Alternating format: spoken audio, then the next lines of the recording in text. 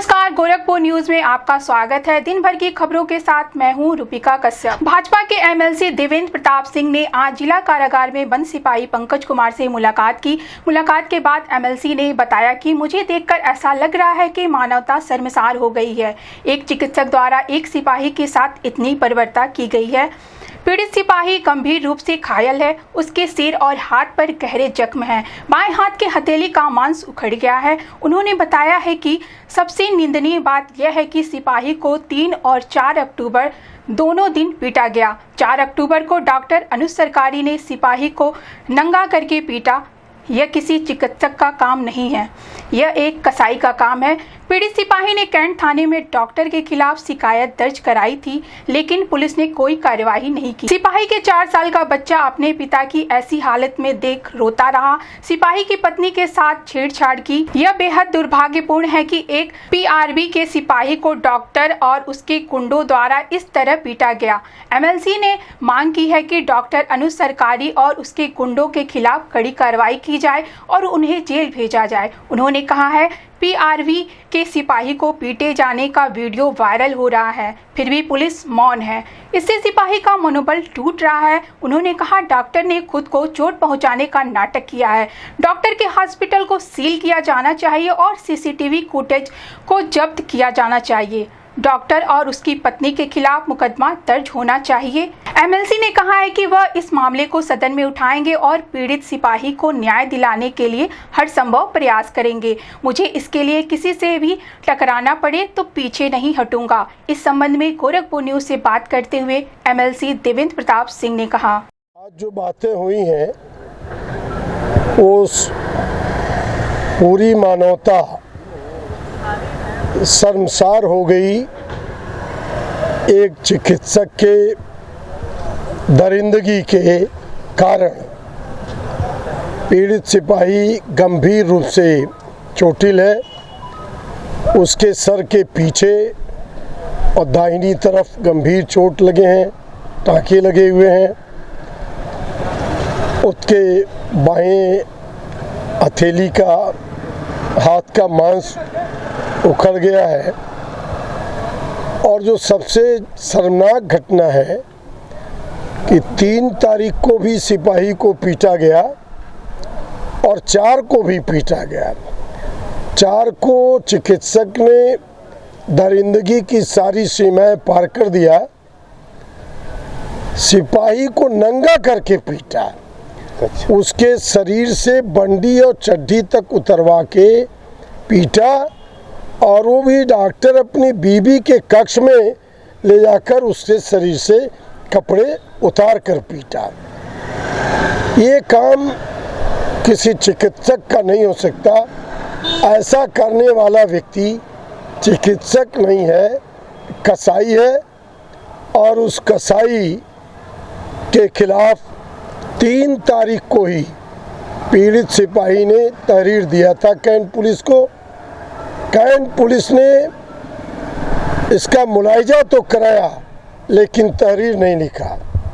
इसके बाद फिर 4 तारीख को जब ये पीड़ित सिपाही अपना आधार कार्ड और पर्चा लेने गया, फिर इसको बुरी तरह से मारा और सभ्यता की सारी सीमाएं तोड़ दिया। इसका 4 साल का बच्चा पैर पकड़कर गिड़गिड़ाता रहा, लेकिन डॉक्टर वासी दरिंदे की तरह इसको नंगा करके पीटने में लगी थी। यही नहीं, इसके पत्नी के भी वस्त्र फाड़े गए। पीड़ित सिपाही ने बताया इसकी पत्नी के साथ भी बदसलूकी की गई, छेड़छाड़ की गई। इसके अलावा भी ये दुर्भाग्य की बात है, पुलिस सो रही है। पीआरबी के सिपाही को भी डॉक्टर उसके गुंडों ने मारा है। ये लड़ाई 4 को एफआईआर नहीं हुई, 4 की भी एफआईआर नहीं हुई। प्रत्येक दशा में पंकज सिपाही की तहरीर और उसके बीवी की तहरीर दर्ज होनी चाहिए। डॉक्टर और डॉक्टर के गुंडे जेल जाने चाहिए। सब वीडियो भी देखा जा रहा है, वायरल हो रहा है पिटाई का सिपाही के। वीडियो तो पीआरबी के सिपाही का भी आज वायरल हुआ।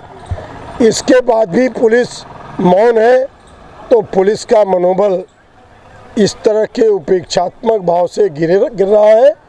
पुलिस का मनोबल बढ़ाना है तो पीड़ित पंकज सिपाही की तहरीर लिखी जानी चाहिए, उसकी पत्नी की भी तहरीर पर FIR लिखी जानी चाहिए। डॉक्टर को कोई हथौड़ा नहीं लगा, कोई चोट नहीं लगा। डॉक्टर ने खुद फर्जी चोट बना करके और इसकी पुलिस को हैंडओवर किया, उसका तो मुलाहिजा हुआ नहीं। अगर डॉक्टर को हथौड़े का चोट होता तो दूसरे दिन से मरीज कैसे देखता? डॉक्टर के सर पर चोट होता तो गाड़ी चला के जाता कैसे?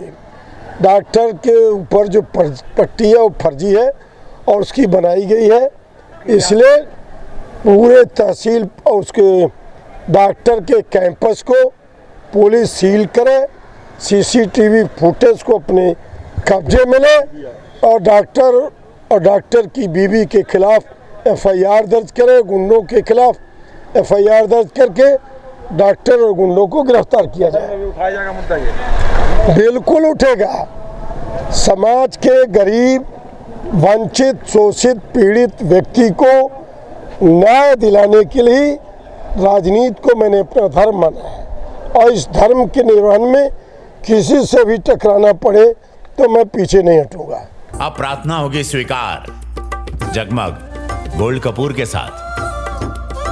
ट्राई करिए, खुशबू तो लीजिए। दिग्विजयनाथ महाविद्यालय के राजनीतिक विज्ञान विभाग द्वारा एक देश एक चुनाव उपयोगिता एवं चुनौतियों विषय पर संगोष्ठी का आयोजन किया गया। इस दौरान मुख्य अतिथि के रूप में उपस्थित गोरखपुर विश्वविद्यालय के प्रोफेसर डॉक्टर महेंद्र कुमार सिंह ने विद्यार्थियों को संबोधित करते हुए कहा है कि एक देश एक चुनाव की अवधारणा आज के समय में अत्यंत आवश्यक है। इसके लिए मैं राजनीतिक विज्ञान विभाग को धन्यवाद देता हूं, जिन्होंने मुझे बार बार इस प्रकार के मंच पर अपने विचार रखने का अवसर प्रदान किया। उन्होंने कहा है कि वर्तमान में देश की युवा पीढ़ी के सामने कई महत्वपूर्ण मुद्दे हैं जिन पर विचार विमर्श करना आवश्यक है। महाविद्यालय अपनी विशिष्ट पहचान बना रहा है और इसका योगदान सराहनीय है। उन्होंने यह भी कहा है कि हम सभी जानते हैं कि यह देश के शीर्ष नेतृत्व का एक महत्वपूर्ण निर्णय है। बार बार चुनाव कराने से देश की आर्थिक व्यवस्था पर प्रतिकूल प्रभाव पड़ता है और इससे आर्थिक कठिनाइयां उत्पन्न होती हैं। इस अवसर पर दिग्विजयनाथ महाविद्यालय के प्रोफेसर OP सिंह सहित कई अन्य गणमान्य व्यक्ति मौजूद रहे। स्वागतम स्वागतम स्वागतम स्वागतम, कैसा पावन सुहावन समय आज है, आप आए अतिथियों में सरताज है, देव की भांति पूजन करे आज हम, स्वागतम स्वागतम स्वागतम स्वागतम, मन की बगिया से हमने है कलियां चुनी, श्रद्धा के फूलों से हमने माला बुनी, करते हैं मिलके अर्पित सुमन आज हम, स्वागतम स्वागतम स्वागतम। हमसे और अपने विचारों को विभिन्न कॉन्फ्रेंसों, सेमिनारों, वर्कशॉपों के माध्यम से भी अपने विचारों को लोगों तक साझा करने का कार्य किया है और विश्वविद्यालय में शिक्षण के अतिरिक्त विभिन्न प्रशासनिक और कार्यकारी समितियों, किसी में मेंबर तो किसी में उसके प्रभारी के रूप में भी आपकी भूमिका सराहनीय है। इस विभाग के प्रभारी अमरेश कुमार पांडे जी, इस कार्यक्रम का संचालन कर रही doctor Priyanka Singh, doctor Akhil, doctor Shailesh, doctor RP Yadav ji और राजनीति विज्ञान विभाग के सभी प्यारे विद्यार्थियों। आज का जो विषय है एक देश एक चुनाव, उपयोगिता एवं चुनौतियां। सबसे पहले मैं राजनीति विज्ञान विभाग और इस महाविद्यालय को धन्यवाद देना चाहूँगा कि मुझे बार बार ये अवसर प्राप्त होता है कि मैं इस देश की जो युवा पीढ़ी है उसके समक्ष, देश के समक्ष जो महत्वपूर्ण मुद्दे हैं उसके बारे में अपने विचार रख सकूं, उनसे संवाद कर सकूं। समाजवादी पार्टी के जिला अध्यक्ष ब्रजेश गौतम के नेतृत्व में आज बेतिहाता स्थित पार्टी कार्यालय में काशीराम की 18वीं पुण्यतिथि मनाई गई। इस अवसर पर काशीराम के चित्र पर पुष्पांजलि अर्पित कर उन्हें श्रद्धांजलि दी गई। इस मौके पर जिला अध्यक्ष ब्रजेश गौतम ने कहा, काशीराम जी ने समाज के अंतिम व्यक्ति को जागरूक करने का काम किया। उन्होंने उन लोगों को वोट का अधिकार दिलाया जिनके पास वोट देने का कोई अधिकार नहीं था। उन्होंने समाज को सामाजिक और आर्थिक रूप से मजबूत बनाने के लिए संघर्ष किया और देश में एक नई क्रांति का सूत्रपात किया। आज हम सभी ये संकल्प लेते हैं कि उनके सपनों को साकार करने के लिए हम निरंतर कार्य करेंगे। इस अवसर पर पूर्व सपा जिला अध्यक्ष अवधेश यादव, दीपू यादव सहित अन्य लोग मौजूद रहे। इस संबंध में गोरखपुर न्यूज से बात करते हुए सपा जिला अध्यक्ष ब्रजेश गौतम ने कहा, देखिए, माननीय श्री कांशीराम साहब की आज 18वीं पुण्यतिथि है। इस पुण्यतिथि के अवसर पर समाजवादी पार्टी के राष्ट्रीय अध्यक्ष माननीय श्री अखिलेश यादव जी के निर्देश पर गोरखपुर समाजवादी पार्टी कार्यालय पर उनकी पुण्यतिथि, उनके चित्र पर पुष्प अर्पित कर श्रद्धा सुमन अर्पित करते हुए विचार गोष्ठी का आयोजन हुआ है। मैं यहीं से शुरुआत करना चाहता हूं कि कर गए ऐसे मानवर साहब की नेक कमाई, मानवर श्री कांशीराम जी आपकी नेक कमाई, आपने सोती हुई कौम को जगाई। मानवर श्री कांशीराम जी ऐसे लोगों को जगाने का काम किया जो समाज कभी वोट नहीं देता था, वोट के बारे में जानकारी नहीं हो पाती थी, और अगर थोड़ी बहुत जानकारी भी हुई तो इस देश के तथाकथित सामंतियों ने वोट नहीं देने दिया जाता था, वोट को लूट लिया जाता था। ऐसे क्षणों में मानवर श्री कांशीराम जी देश की राजनीति में प्रवेश करते हैं और समाज के अंतिम व्यक्ति को मुख्य धारा में लाने के लिए सामाजिक रूप से, आर्थिक रूप से, राजनीतिक रूप से अलग अलग तरह की लड़ाई लड़कर उन्होंने पहले DS4, वामसेप और बहुजन समाज पार्टी बनाकर देश में एक नई क्रांति देने का काम किया। आज उनका आज पुण्यतिथि है। उनके पुण्यतिथि के अवसर पर हम समाजवादी पार्टी के लोग हम संकल्प लेते हैं कि जिन विचारधाराओं को, जिन उद्देश्यों को लेकर के वो समाज में निकले थे, आज भी उद्देश्य को पूरा नहीं हुआ है। समाजवादी पार्टी के राष्ट्रीय अध्यक्ष माननीय श्री अखिलेश यादव जी उन विचारधाराओं को लेकर PDA बना करके लोगों को जगाने काम कर रहे हैं। हम आपको भरोसा दिलाते हैं कि देश के सबसे बड़े सूबे उत्तर प्रदेश में 2027 में माननीय श्री अखिलेश यादव जी को उत्तर प्रदेश का मुख्यमंत्री बना करके, और जो उत्तर प्रदेश में जो PDA के लोग हैं जो सताए जा रहे हैं उनको हक और अधिकार दिलाने का काम किया जाएगा। SP क्राइम सुधीर जायसवाल ने बताया कि शारदीय नवरात्रि के दौरान महिला सुरक्षा को सुनिश्चित करने के लिए पुलिस प्रशासन पूरी तरह से मुस्तैद है। उन्होंने कहा, जहां जहां पंडाल लग रहे हैं वहां जनपद की महिला थाने की पुलिस और महिला सुरक्षा दल लगातार गश्त कर रहे हैं। पंडालों का जायजा लिया जा रहा है और किसी भी तरह की शिकायत मिलने पर तुरंत कार्रवाई की जाती है। उन्होंने आगे बताया, महिला हेल्पलाइन नंबर 1090 और 112 के साथ साथ महिला थाने के नंबर का व्यापक प्रचार प्रसार किया जा रहा है।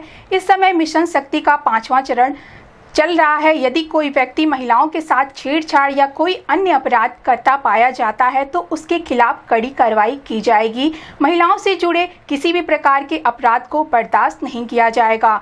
इस संबंध में गोरखपुर न्यूज से बात करते हुए SP क्राइम सुधीर जायसवाल ने कहा, इस शादी नवरात्र में जहाँ जहाँ पंडाल लग रहे हैं और जहाँ भी भीड़ भाड़ है, हमारे जनपद की महिला थाना पुलिस, थानों की महिला सुरक्षा दल, इनको पलेंटी रोग भी कहते थे, और थाने के बीट सिपाही, अन्य कर्मचारी, हमारे थाने के समस्त कर्मचारी लगातार भ्रमण पर हैं। इन पंडालों को हम विजिट कर रहे हैं और यहाँ भी कोई शिकायत मिलती तुरंत हमारी रिस्पांस टीम भी वहाँ पहुँचती है।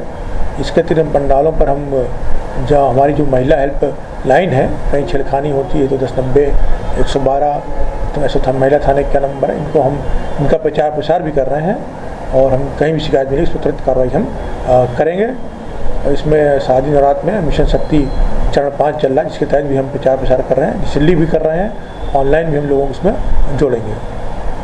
सर एक लाइन इसमें बोल दीजिए। और इस पूरे अभियान में कभी भी कोई शिकायत मिलती है, कोई व्यक्ति महिलाओं और बच्चों के प्रति आपत्तिजनक हरकत करता पाया जाता है तो उसके खिलाफ कठोर दंडात्मक कार्रवाई पुलिस द्वारा सुनिश्चित की जाएगी। महिला सुरक्षा दल, थाना पुलिस, ट्रैफिक पुलिस लगातार काम कर रही है। कहीं भी कोई शिकायत पाई जाएगी तो महिला संबंधी कोई भी उत्पीड़न छेड़छाड़ घटना बर्दाश्त नहीं की जाएगी। जो कठोरतम कार्रवाई होगी विधि के तहत वो सुनिश्चित कराई जाएगी। गोरखपुर के गगहा थाने में एक अनूठी पहल करते हुए थाना प्रभारी गौरव कुमार वर्मा ने स्थानीय राधिका सीनियर सेकेंडरी स्कूल की 12वीं की छात्रा रुचि वर्मा को 2 घंटे के लिए थाना अध्यक्ष बनाया। यह मिशन शक्ति योजना के तहत नारी शक्ति को बढ़ावा देने का एक प्रयास है। रुचि वर्मा ने अपने सहयोगी छात्रों श्रेया सिंह, राशिका प्रजापति, अंशिका भारती और अमीषा सिंह के साथ मिलकर थाने का कार्यभार संभाला। उन्होंने बंदी गृह, मालखाना और अपराध रजिस्टर आदि का निरीक्षण किया और फरियादियों की समस्याएं सुनी। रुचि वर्मा ने कहा, मुझे थाना अध्यक्ष बनने का अवसर मिलने पर बहुत खुशी हुई। मैंने क्षेत्र की समस्याओं को समझने का मौका पाया। अधिकांश महिलाएं घरेलू हिंसा जैसी समस्याओं से जुड़ी हुई थी। हमें महिलाओं को कानून के बारे में जागरूक करना होगा ताकि वे अपने अधिकारों के लिए लड़ सके। थाना प्रभारी गौरव कुमार वर्मा ने बताया कि मिशन शक्ति के तहत इस तरह के पहल का उद्देश्य छात्रों को पुलिस के कामकाज के बारे में जानकारी देना और उन्हें सशक्त बनाना है। उन्होंने कहा, रुचि और उनकी टीम ने बहुत ही जिम्मेदारी के साथ अपना काम किया। इस अवसर पर SI सोनेंद्र सिंह, राकेश सिंह, विकास सिंह व महिला कांस्टेबल मौजूद रहीं। अब प्रार्थना होगी स्वीकार जगमग गोल्ड कपूर के साथ। ट्राई करिए, खुशबू तो लीजिए। मंडलायुक्त अनिल डिग्रा की अध्यक्षता में मंडलायुक्त सभागार में आयोजित एक बैठक में जनपद में चल रहे निर्माण और विकास कार्यों की समीक्षा की गई। इस दौरान मंडलायुक्त ने सभी अधिकारियों को निर्देश दिए कि जनपद में चल रहे सभी विकास कार्य निर्धारित समय सीमा के भीतर पूरे किए जाएं। उन्होंने कहा, किसी भी प्रकार की लापरवाही बर्दाश्त नहीं की जाएगी। बैठक में नगर आयुक्त गौरव सिंह सोगरवाल, CDO संजय कुमार मीना, SDM सदर मृणाली अविनाश जोशी, मुख्य राजस्व अधिकारी सुशील कुमार गौड़, ज्वाइंट मजिस्ट्रेट शिशिर सिंह, SDM गोला राजू कुमार, SDM कैंपियरगंज रोहित मौर्य सहित संबंधित विभागों के अधिकारी मौजूद रहे।